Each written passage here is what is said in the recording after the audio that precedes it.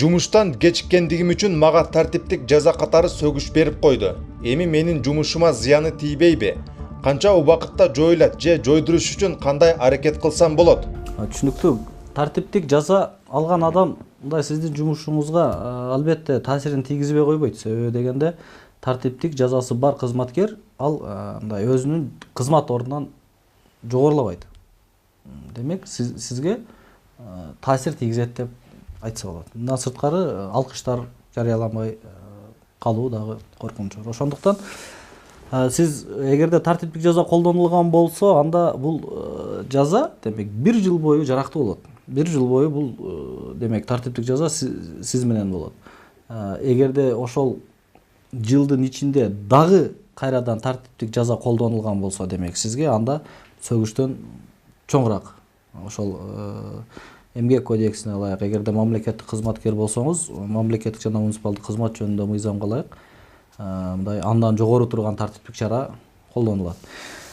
Эгерде бунун алуу жолдору, эгерде жетекчи сизди жакшы жүрүм турумуңузду көргөн болсо, сиз өзүңүздүн ишиңизди жакшы өздөштүргөн болсоңуз, айтайлык алкыш ала турган даражага жетсеңиз, ошол алкыштын ордуна сизге жарымында алсак 6 айдан кийин жетекчи өзүнүн демилгеси боюнча же болбосо ошол жетекчинин сунушу менен бул тартиптик жаза алынып салышы мүмкүн.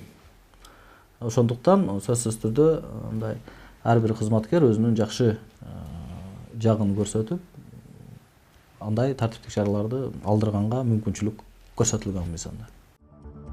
Кыргыз Республикасынын эмгек кодекси 149-берене тартиптик жазанын колдонулуу мөөнөтү.